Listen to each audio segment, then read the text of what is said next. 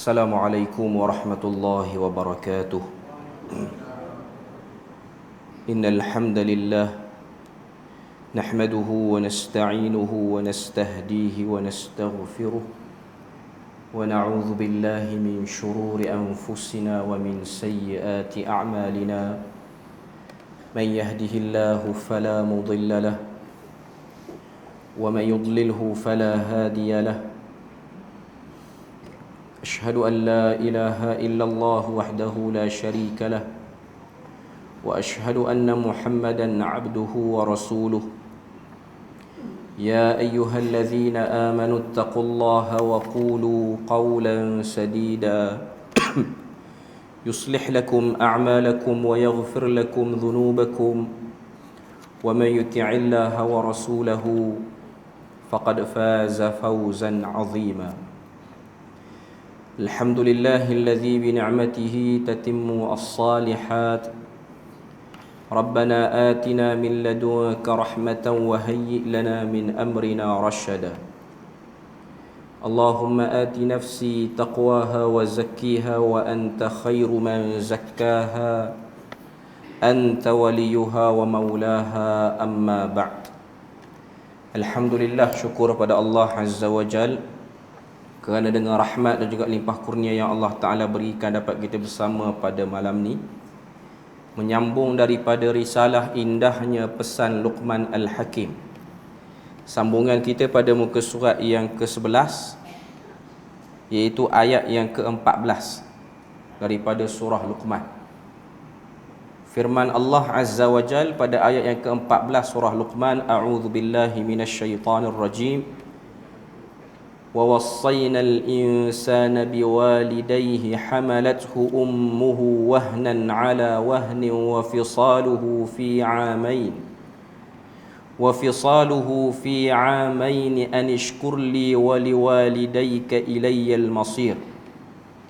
Maksud dia, Allah Ta'ala sebut, dan kami wajibkan manusia berbuat baik kepada kedua-dua ibu bapanya. Ibunya telah mengandungnya dengan menanggung kelemahan demi kelemahan, dari awal mengandung hingga akhir menyusunya, dan tempoh menceraikan susunya adalah dalam masa 2 tahun. Dengan yang demikian bersyukurlah kepadaku dan kepada kedua ibu bapamu, dan ingatlah kepada akulah jua tempat kembali untuk menerima balasan. Seterusnya kita tengok ayat yang ke-14. Ayat ke-14 ni bukan pesanan Luqman Al-Hakim. Ianya ialah pesanan Allah Azza wa Jalla. Dalam istilah ilmu tafsir dia panggil idkhal ilahi, pencelahan. Tiba-tiba antara pesanan Luqman Al-Hakim itu masuk satu, iaitu wasiat untuk manusia ni berbuat baik kepada ibu bapa dia. Sebab tu kalau kita tengok pada ayat tu, Allah Ta'ala sebut wa wassayna, kami wajibkan manusia berbuat baik, kami wasiatkan manusia untuk berbuat baik. Maknanya ayat 13 Tuhan sebut wa idz qala luqmanu libnihi, dan ingatlah ketika mana Luqman berkata kepada anaknya, wa huwa ya'idhuhu, dalam keadaan Luqman sedang memberi peringatan yang sangat berbekas daripada hikmah yang Tuhan beri kepada Luqman Al-Hakim. Apa pesanan dia? La tusyrik billah, ya bunayya la tusyrik billah, wahai anakku yang disayangi, jangan mensyirikkan Allah Azza wa Jalla. Inna syirka la zulmun azim, sesungguhnya kesyirikan itu ialah satu kezaliman yang sangat besar. Tiba-tiba masuk ayat 14, Allah Ta'ala sebut tentang pesanan untuk berbuat baik kepada ibu bapa. Apa hubung kait ayat 13 dengan ayat 14? Daripada syirik, jangan syirikkan Allah Azza wa Jal, tauhidkan dia, esakan dia. Tiba-tiba sebut buat baik kepada kedua ibu bapa, khususnya kepada ibu yang telah mengandung kita kesusahan di atas kesusahan. Kerana apa disampaikan pesanan Tuhan di celah-celah pesanan Luqman ini? Kerana untuk memantapkan diri dalam mentauhidkan Allah Azza wa Jal, Manusia kena tengok perjalanan hidup dia daripada dia tak tahu apa-apa sehinggalah dia sekarang. Sehinggalah umur kita sekarang. Sebab satu orang tu dia boleh perasan Tuhan tu maha kaya, Tuhan tu maha pengasih, Tuhan tu maha mengasihani, Tuhan tu maha memberi rezeki, ialah ketika mana perjalanan hidup manusia di dalam rahim ibunya. Macam mana dia nak esakan Tuhan? Dia kena ingat perempuan yang dia pernah duduk dalam rahimnya, iaitu ibunya. Siapa yang mengaturkan perjalanan makanan kepada bayi yang duduk dalam perut ibu tu daripada usia bulan pertama membawa kepada 9 bulan sehingga melahirkan? Siapa yang jadikan perasaan mak dia tu kasih kepada bayi yang ada dalam kandungan tu? Siapa yang menjadikan ada hubung kait, ada tali pusat yang boleh menyampaikan nutrisi, zat makanan yang diperlukan untuk pertumbuhan dia dalam perut mak dia? Dengan cara dia tengok yang tu, maka dia akan tahu Allah Ta'ala lebih sayang pada dirinya melebihi ibunya menyayangi kepadanya. Jadi sebab itulah sangat-sangat zalim satu orang yang dia dah ambil jasa daripada satu pihak, tiba-tiba dia melupakan jasa pihak tu. Macam mana seorang ibu, dia dah penat mengandungkan anak dia, bila mana anak dia besar, tiba-tiba dia menghargai perempuan lain. Bila mana dia dah besar, tiba-tiba dia pun pergi puji perempuan lain, dia pergi cari mak angkat lain yang bukan dilahirkan dirinya daripada mak tu, daripada perempuan tu. Begitulah Allah Azza wa Jal kecewa dengan hamba yang melakukan syirik kepadanya, sebab dia dah ambil rezeki, dah ambil nikmat, bukan main banyak fasiliti apa yang dia tak ambil, semua dia ambil. Sebab hakikatnya kita tak tahu dalam fasa, dalam perut ibu tu, siapa yang menjadikan makanan yang dikunyah, dimakan, minuman yang diminum oleh ibu itu disaring zatnya, diberikan kepada bayi yang sedang dikandungkan. Bukan kata orang perempuan je, hatta kita orang lelaki pun. Allah Ta'ala jadikan kita ni makan semua benda yang kita nak makan, selama mana benda tu halal. Tapi kita kena tahu, makanan yang kita konsum hari-hari ni, tak semuanya benda yang ada dalam makanan tu kita perlukan.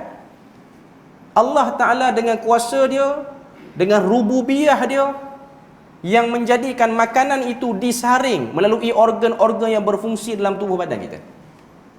Bila mana makanan tu dikunyah, melepasi lidah kita, masuk ke dalam ruang perut kita ni, di situlah berlakunya pemisahan. Yang ni nutrisi sesuai untuk badan, boleh simpan, jadikan zat. Yang ni dijadikan sebagai bahan buangan. Kita tak pernah peduli pun benda tu. Sebab tu sebahagian daripada kita, dia terlalu mengagungkan benda-benda yang kecil. Tapi di sana ada benda besar yang lebih lagi untuk dia berikan perhatian. Hari ni dah berapa kali kita makan? Dalam waktu kita makan, kita pernah fikir tak siapa, zat mana yang mengasing-asingkan keperluan tubuh badan kita dengan benda yang badan kita tak perlu, yang akhirnya akan jadi bahan buangan. Bahkan mengeluarkan najis tu pun bahagian daripada kasih sayang Tuhan. Sebab tu sangat-sangat tidak mengenang budi manusia, hamba yang tidak berterima kasih kepada Tuhannya dengan bersyukur terhadap nikmat yang Tuhan beri pada dia. Sebab itulah pada awal-awal ayat 12 Tuhan sebut, wa man yashkur fa innama yashkuru li nafsi. Siapa-siapa yang bersyukur, dia bersyukur itu untuk kebaikan diri dia, bukan untuk zat Tuhan pun. Tuhan tak akan terkesan dengan kufur dan taatnya hamba tu. Tapi maha pengasih, maha penyayangnya Tuhan, bahkan ucapan itulah yang kita ulang. Kita nak baca Quran, kita sebut Bismillahirrahmanirrahim. Kita nak makan, nak buat apa-apa pun, banyak benda kita sebut Bismillah. Kita gandingkan dalam setiap perbuatan kita tu dengan nama Tuhan yang special ni, Ar-Rahman Ar-Rahim ni, supaya kita sedar perbuatan kita, apa yang kita konsum, apa yang kita buat, apa yang kita lakukan dalam hidup, ianya ialah terbitan daripada Maha Pengasih dan Maha Penyayangnya Allah Azza wa Jalla. Sebab tu berlaku pencelahan situ. Berlaku tiba-tiba masuk firman Tuhan yang bukan daripada pesanan Luqman kepada anaknya, tapi pesanan kepada semua sekali. Kita yang baca Quran, sahabat yang mula-mula dengar ayat ni diturunkan, diri Nabi sendiri yang menyampaikan Quran ni kepada para sahabat dan kepada seluruh umatnya. Okay. Allah Ta'ala sebut, kami wasiatkan kepada manusia untuk berbuat baik kepada kedua ibu bapanya, khususnya ibunya yang telah mengandungkannya dalam kesusahan demi kesusahan, dalam kesusahan atas kesusahan. Wa fisaluhu fi amain. Bukan hanya berhenti kesusahan tu hanya pada sekadar melahirkan anak. Keluar-keluar je, hilang dah beban ibu yang mengandung tu. Belum lagi. Wa fisaluhu fi amain.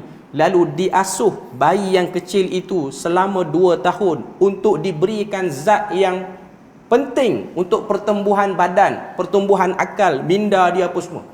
Fisaluhu tu, kalau kita tengok, dia terjemah dan tempoh menceraikan susunya adalah dalam masa 2 tahun. Waktu 2 tahun ni, bayi yang berusia 1 hingga 2 tahun, tiada apa yang dia boleh buat untuk beritahu dekat orang dia lapar, dia tak selesa, melainkan dia menangis je. Tapi ada orang pakar bahagian bayi ni, saya tak tahulah istilah dalam perubatan dipanggil apa, orang yang kaji bidang ni, mereka ada buat kajian untuk membezakan tangisan bayi yang ni maksud dia lapar, tangisan bayi yang ni pula dia tak selesa, tangisan bayi yang ni perut dia kembung. Mungkin kita yang tak ada anak kecil ataupun orang yang belum kahwin, dia tak akan nampak benda ni. Apa cerita sebenarnya? Orang yang dah pernah ada experience, ada anak kecil apa semua ni, dia mungkin akan tahu, ataupun dia pernah melalui fasa bila mana dia dengar tangisan budak, dia boleh cam, ini anak dia ke ataupun anak orang lain. Siapa yang menyebabkan dia cam benda tu? Siapa yang menyebabkan ibunya boleh faham, okey, yang ni menangis lapar, yang ni menangis kembung perut, yang ni menangis sebab tak selesa, sebab panas, sebab nak demam ke apa semua. Dalam waktu tu tiada pertuturan yang boleh dipertuturkan oleh bayi yang usia 1 ke 2 tahun ni, melainkan tangisan semata-mata. Tapi Allah Azza wa Jal, dengan kebijaksanaan dia, dengan keperkasaan dia, dengan pengasih dan penyayangnya, menjadikan orang di sekeliling boleh faham.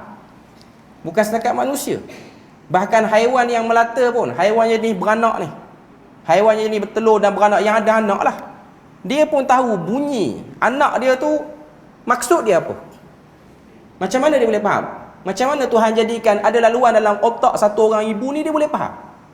Kuatnya dia punya empati ataupun rasa keterikatan hati dia dengan anak dia tu.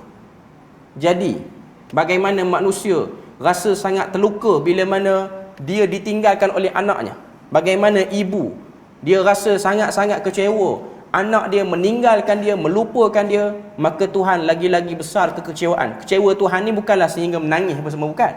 Kecewa Tuhan ni menyebabkan jauhlah kita daripada rahmatnya, tak dapatlah kita daripada redanya. Jadi ini ialah pencelahan yang Tuhan nak sebut. Kenapa kamu kena tauhidkan aku? Kenapa Luqman pesan kepada anak dia, wa huwa ya'idhuhu ya bunayya la tusyrik billah inna syirka la zulmun azim? Kerana Allah Ta'ala telah memberi segala apa yang diperlukan untuk diri kamu, sehingga kamu dapat memahami daripada panca indera yang Tuhan beri itu apa yang dimaksudkan daripada sekeliling kamu ni. Orang buat macam ni kita tahu, orang sedang suka dengan kita. Orang buat macam ni kita tahu, orang sedang marah dengan kita. Orang selesa, orang tak selesa.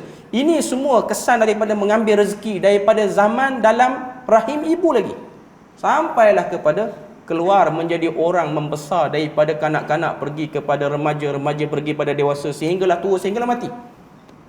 Jadi pencelahan Tuhan ni Tuhan nak sebut tentang sebagaimana kamu berterima kasih kepada kedua ibu bapamu yang telah bersusah payah menanggung kehidupanmu. Kamu kena berterima kasih kepada Tuhan yang lebih besar lagi, kerana Tuhanlah yang menjadikan kedua ibu bapa kamu ni mampu, berkemampuan, mempunyai daya upaya untuk menanggung kamu, memelihara kamu, menjaga kamu. Kita tengok pengajaran ayat. Allah menyebut ibu kerana ibulah yang lebih banyak kelelahan dan kesulitan. Susah tidurnya, sama ada pada waktu malam dan siang. supaya seorang anak itu mengingati kebaikan-kebaikan ibunya lalu mendoakannya.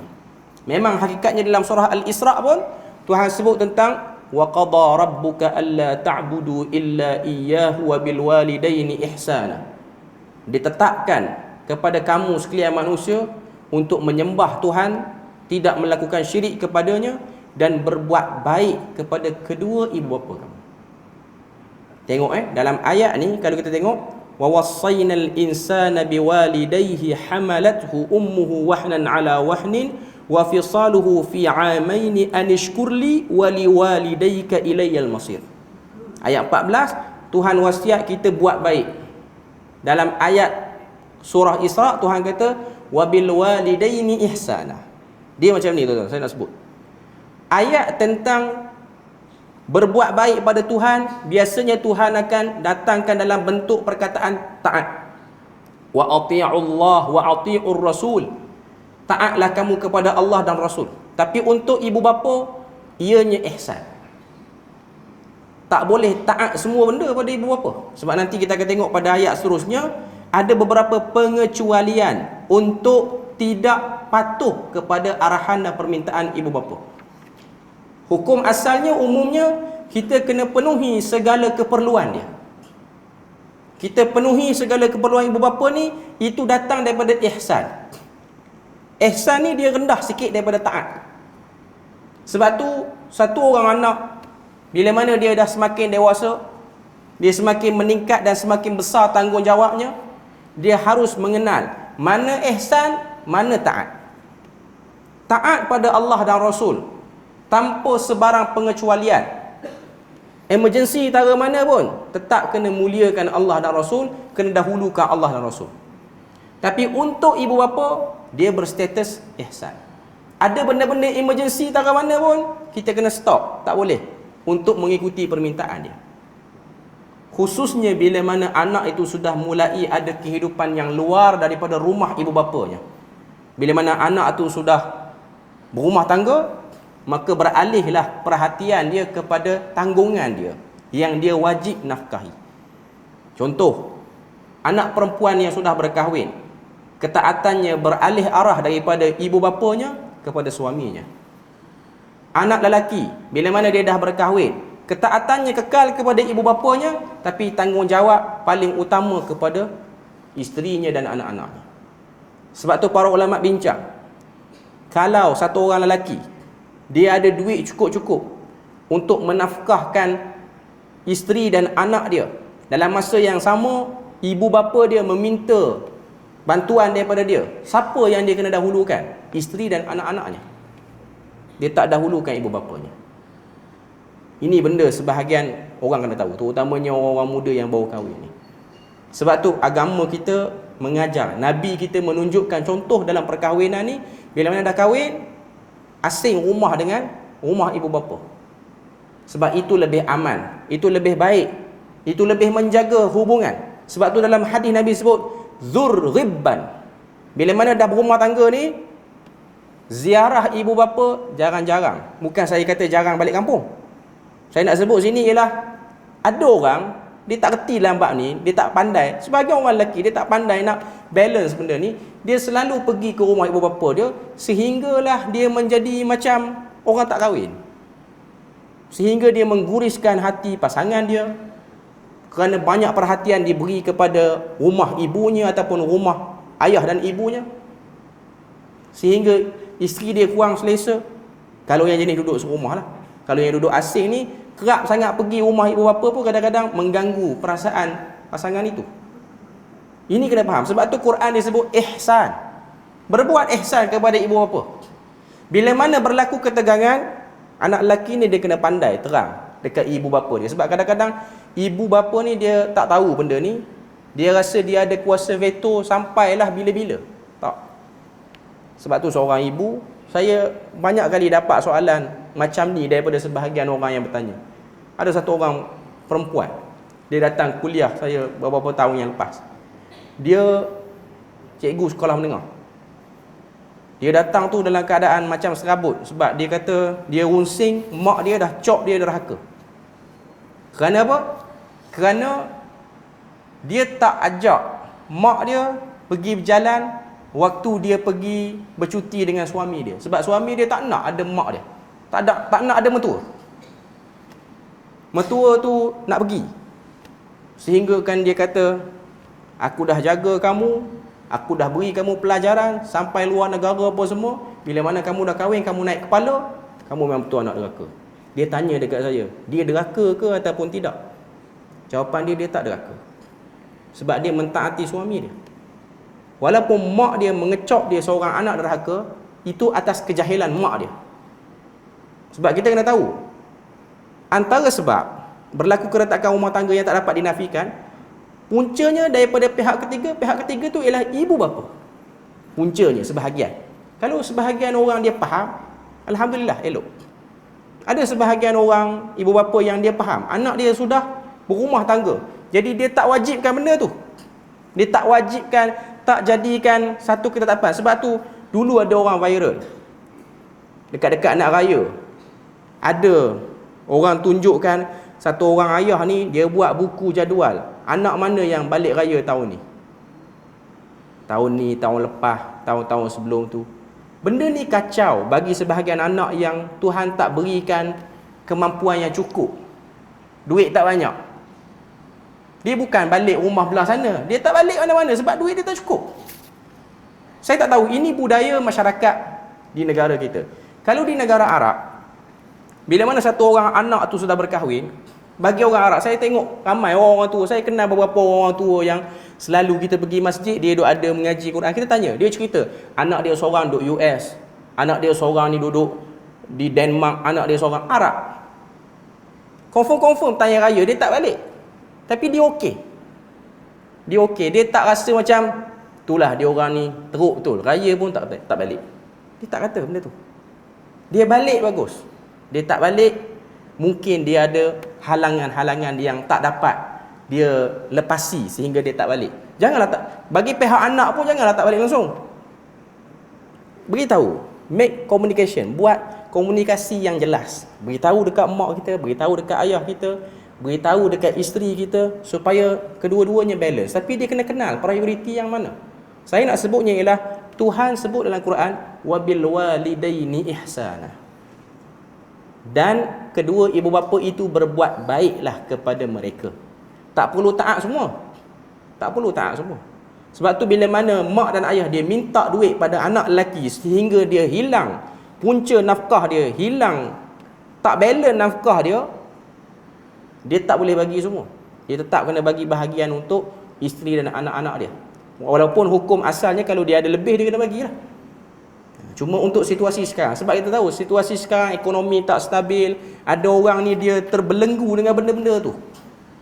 Sebab tu kita pun, bila mana kita duduk dalam suasana macam ni, kita kena sedar. Bila mana kita ada anak, kita kena buat persiapan. Saya ada kenal satu orang berumur lah, dia pun dah pencen. Dia selalu cerita, dia pergi rumah anak dia, dia jenis tak menyusahkan anak dia. Pertama, dia dah ada kenderaan yang elok. Elok betul lah kenderaan dia, sebab dia pun pangkat datuk lah, saya kenal dia di Pahang. Elok, tapi saya suka dia cara dia cerita tu, dia ibu bapa yang faham. Dia kata, saya ustaz, saya tak susahkan anak saya. Saya tahu anak saya mampu sediakan rumah, tapi saya tak suka dia susahkan anak saya sehingga saya perasan pasangan dia terganggu kerana cerewetnya kita. Dia tak nak yang tu. Jadi dia akan pergi, lepas tu dia dah, kalau dia nak bermalam, dia bermalam di homestay ke mana-mana, dia tak kacau rumah anak tu. Lepas tu kenderaan dah ada, sebab dia pun agak berkeupayaan lah. Ialah bagi semua orang yang berkeupayaan dia okey. Tapi kalau dia tak mampu, contoh sebahagian mak ayah yang tak ada kenderaan, jangan paksa anak-anak sehingga dia rasa terbeban. Kalau dia ada kelapangan tak apa, sebab anak dia tak reti nak kata tak boleh dah. Waktu dia diminta oleh mak dia, dia tak reti nak kata tak boleh. Akhirnya apa yang dia boleh buat? Dia terpaksa bertelagah dengan orang yang rendah pangkat pada dia, iaitu isteri dia. Ini tak bagus. Sebab tu Quran sebut wabil walidaini ihsana. Kalau tuan-tuan perasanlah, sirah para ulama terdahulu, Imam Malik, Imam Abu Hanifah, Imam Syafi'i, Imam Abu Hanifah dululah, Imam Abu Hanifah, Imam Malik, Imam Syafi'i, Imam Ahmad. Keempat-empat orang ni, tuan-tuan pernah dengar tak cerita mak dia orang ni, empat-empat orang ni marah dia orang sebab raya tak balik kampung? Tuan-tuan pernah dengar? Kalau tuan-tuan pernah dengar, tuan-tuan tunjuk kat saya dekat mana riwayat.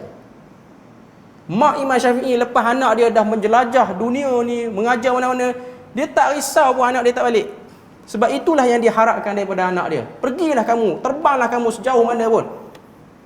Aku menyaksikan ini ialah hasil daripada usaha aku jaga kamu. Aku ikhlas kepada Allah Ta'ala. Allah Ta'ala tak akan sia-siakan aku. Ini bagus. Sebab tu tuan-tuan tak akan tengok tokoh ulama mana pun, mak dia marah dia, raya tak balik. Tak ada. Saya boleh katakan hampir tak ada. Saya bukan kata balik kampung tu tak baik. Baik, bagus. Tapi ianya lebih daripada itu lagi. Macam Datuk tadi tu yang di Pahang tu, kerana sikap dia macam tu, anak dia sentiasa baik dengan dia. Anak dia tu ihsan dengan dia sebab dia bukan jenis orang yang paksa. Anak dia buat baik dengan dia. Kita tengok reaksi anak dia datang, sebab saya kuliah rumah dia tu, ada anak-anak dia, nampak anak dia datang tu bukan kerana terpaksa, bukan muka muram, bawa makanan pun macam kena paksa. Ni dia ni nak suruh bagi makanan ni. Tak ada. Dia bagi tu dengan rela hati. Sebab dia tahu ayah dia bukan orang yang memaksa. Dan alhamdulillah isteri dia pun sama. Kita tengok tu kita rasa lega. Oh, ada orang yang faham macam ni. Inilah baru betul boleh membentuk apa yang Tuhan sebut wabil walidaini ihsana. Tuan-tuan yakin? Tuan-tuan yakin kepada Allah Azza wa Jalla. Kesalehan kita lah yang akan membantu anak kita saleh, termasuklah dia berbakti balik pada kita. Yakin yang tu. Jangan duk buat benda-benda lain. Jangan duk peras dia, jangan duk pressure. Kita teruskan kesalehan kita, kita buat baik, kita bertimbang rasa. Allah Ta'ala akan jadikan dalam perasaan anak itu rasa bertimbang rasa bila mana ada apa-apa pada kita. Ada apa-apa dia mudah nak tolong kita. Sebelum kita mengeluarkan kesusahan kita, cakap pada dia. Cuma saya nak sebut, Quran tidak menyebut tentang ketaatan pada ibu bapa, melainkan buat baik. Taat itu pada Allah Azza wa Jalla. Yang kedua, bersyukur kepada kedua ibu bapa dengan mendoakan hidayah buat mereka. Ini pun disebut dalam surah Isra. Wa qur rabbirhamhuma kama rabbayani shaghira. Antara cerita yang Nabi suka cerita tentang buat baik pada ibu bapa ni ialah cerita seorang lelaki zaman Bani Israel, iaitu Juraij. Dalam hadis riwayat Muslim, Juraij ni ahli ibadah, ada tempat ibadah sendiri. Satu hari dia beribadah, mak dia panggil dia, dia tengah buat ibadat sunat, mak dia panggil dia, dia tak peduli. Sehingga dia kata, ummi wa salati fakhtartu salati. Mak aku dan salat aku pilih salat aku. 3 kali mak dia panggil, dia tak menyaut. Akhirnya mak dia kata, jangan engkau matikan Juraij sehingga dia terfitnah dengan perempuan jalan. Saya ringkas cerita sebab kita nak pergi yang lain lagi. Allah Ta'ala jadikan berlaku fitnah kepada Juraij, satu orang perempuan melahirkan anak yang tak tahu ayah dia siapa, tapi dia tala pada Juraij. Ayah dia Juraij, dia telah meniduri aku, dia telah berzina dengan aku. Orang pun tak sangka sehingga orang bakar rumah ibadat dia. Lepas pada tu Juraij teringat berlakunya dia ni terhadap mak dia ni kasar, iaitu tak menyaut panggilan mak dia. Lalu dia pun tunjuk pada bayi tu, siapakah sebenarnya ayah kamu? Allah Ta'ala takdirkan bayi tu bercakap. Lepas pada dia sedar kesalahan dia dengan mak dia, mungkin dia beristighfar apa pada waktu tu, Allah Ta'ala makbulkan doa ni sebab dia pun ahli ibadat yang hebat juga. Bila mana dia kata, tanya budak ni, budak yang kecil lagi, tengah menyusu lagi, ayah dia siapa? Maka budak tu pun bercakap, dia kata ayah dia ialah satu orang pengembala lembu yang duduk di kawasan sekitar tu. Ini ialah kisah 3 orang bayi yang boleh bercakap waktu kecil. Nabi Isa AS, kisah bayi dalam cerita Juraij, kisah bayi dalam Ashabul Ukhdud. 3 orang. Cuma nak ceritanya ialah Nabi selalu cerita benda tu pada para sahabat. Kedudukan ibu tetap menjadi kedudukan yang besar untuk diberi penghormatan, tapi ketaatan membuta tuli bukan diajarkan dalam agama. Yang ketiga, perhatikanlah bagaimana kelembutan dan ketelitian Allah memelihara janin di dalam perut ibu dan melindunginya dalam 3 kegelapan, iaitu kegelapan di dalam perut, kegelapan di dalam rahim, dan kegelapan di dalam selaput yang menutup anak di dalam rahim. Kemudian dia jugalah yang memberinya makan melalui tali pusat sampai dia lahir. Tadi kita dah sebut, tentang Maha Pengasihnya Allah Azza wa Jalla. Muka surat seterusnya, lalu dialah yang mengilhamkan setiap bayi untuk menyusu tanpa diajar oleh sesiapa pun. Ini daripada Quraisy Shihab dalam tafsir Misbah. Quraisy Shihab ni orang Indonesia. Dia antara tokoh moden dah dalam ilmu tafsir ni. Walau macam mana pun, tafsir dia bukanlah tafsir yang muktamad untuk dipegang. Saya rasa tafsir Azhar Hamka lagi elok berbanding tafsir Misbah yang Quraisy Shihab ni tulis. Sebab dia ada satu benda yang tak berapa clear dengan Quraisy Shihab ni pada isu kewajipan perempuan berhijab. Tafsir dalam surah An-Nur, dia nak kata berhijab itu bukan benda yang wajib. Bahkan dia sendiri dengan berbangga diwawancara oleh satu TV di Indonesia. Pada waktu tu dia sendiri cerita anak dia free hair, isteri dia free hair. Dia cuba bawa logik-logik yang bersifat syubhat lah. Yang kita tahu dan pasti memakai hijab itu wajib, walaupun dia tu macam tu, Quraisy Shihab. Selain itu ada juga tafsir di alam Nusantara ni yang agak terkenal, iaitu tafsir Al-Quran di radio. Kalau tuan-tuan ingat, dulu ada orang jual ni, berapa jilid ni, tafsir Al-Quran di radio Abrul Athir, Son Haji yang tulis.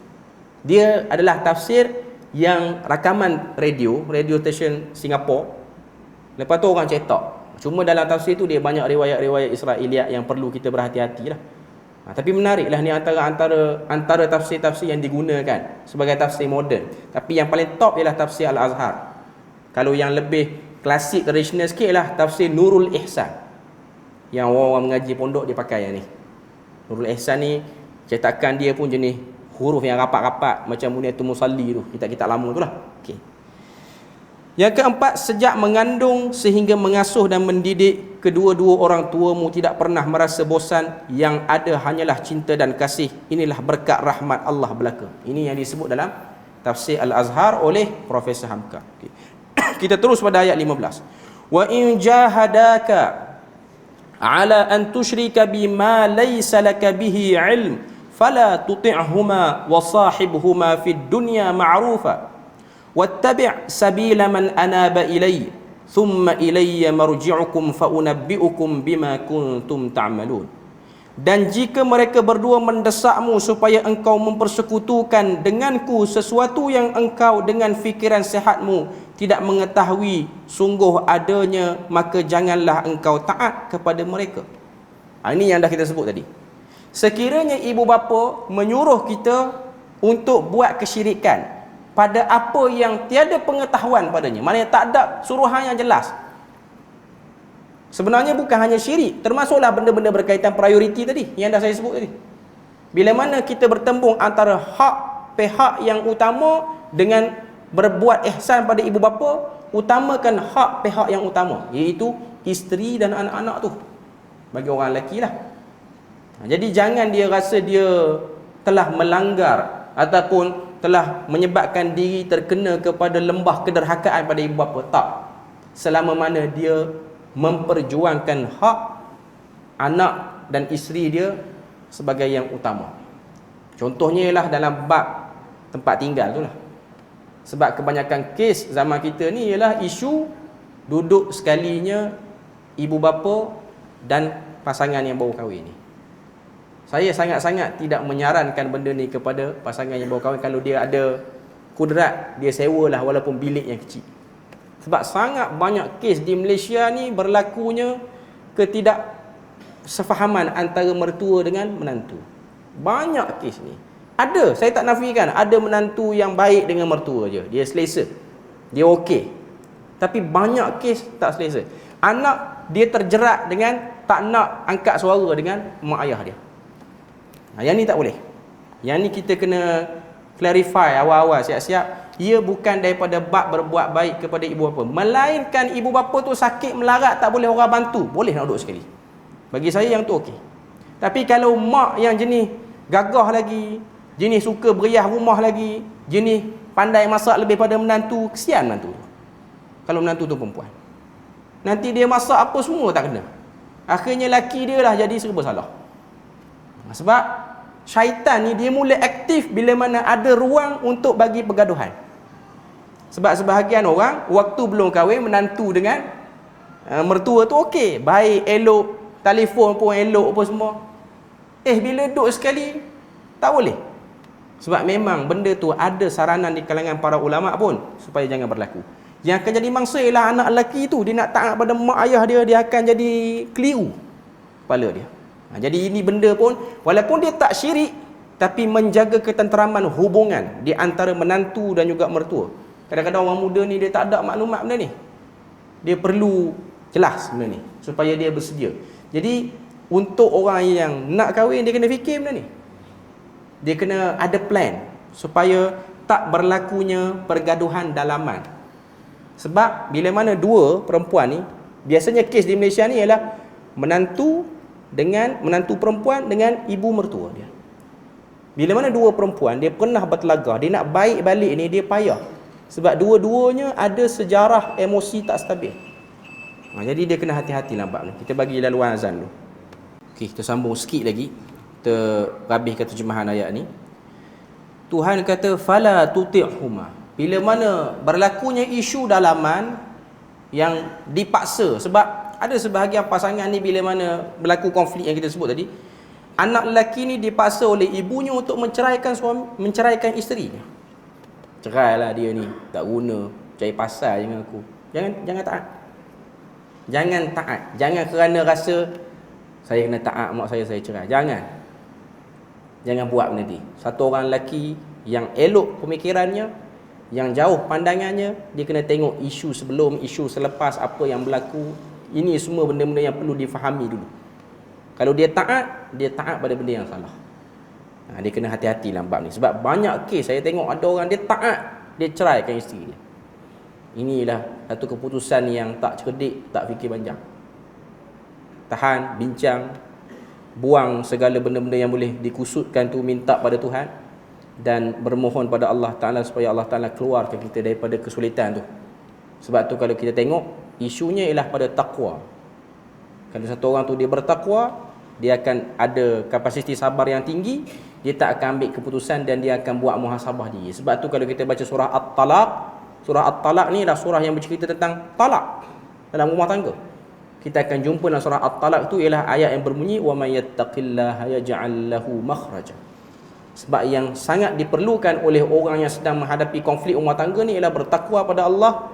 Allah Ta'ala akan keluarkan dia daripada urusan yang sulit itu. Wa sahibuhuma fid dunya ma'rufa, dan sentiasa bergaullah dengan mereka dengan cara yang baik kalau sekiranya ibu bapa itu daripada kalangan yang lain agama. Ada orang Allah Ta'ala uji, dia convert ke agama Islam, ibu bapa dia kekal sebagai seorang yang non-Muslim, tetap dia kena buat hubungan baik dengan ibu bapa dia. Dia kena perkenalkan anak-anak dia kepada ibu bapa dia yang non-Muslim ni. Dalam masa yang sama berusaha untuk memasukkan ibunya ke dalam agama Islam kalau mampu, tanpa ada paksaan. Wattabi' sabila man anaba ilayya, dan ikutlah jalan orang yang telah kembali kepadaku. Ini merujuk kepada para sahabat. Thumma ilayya marji'ukum fa unabbi'ukum bima kuntum ta'malun. Kemudian kepada akulah tempat kembali kamu semuanya, maka aku akan menerangkan kepada kamu segala yang telah kamu lakukan. Yang poin penting tu ialah wattabi' sabila man anaba ilayya. Ikutlah jalan orang yang rujuk kembali kepadaku. Ini kebanyakan tafsir menyebutkan para sahabat. Sahabat Nabi contoh paling terbaik untuk kita ikuti. Sebab mereka ni pernah ada kisah silam yang teruk, tapi kita tak cerita kisah silam teruk dia tu. Kita nak sebut macam mana dia orang twist kehidupan dia orang daripada buruk ke arah yang baik. Sebab tu macam-macam mana pun kita kena mencontohi para sahabat. Terutamanya sahabat ni ialah kekuatan iman dan keyakinan dia. Sebab tu tuan-tuan, bila mana berlakunya pembantaian Israel kepada Palestin ni, walaupun kalau kita ikuti kronologi awal, berlakunya suasana tidak aman di Palestin dan kawasan sekitar ni ialah bermula daripada serangan daripada Hamas dulu. Hari Sabtu baru ni. Serangan tu datang daripada pihak Hamas. Sebelum pada ni serangan datang pada Israel, Hamas bertahan. Sekarang ni Hamas yang mulakan dulu.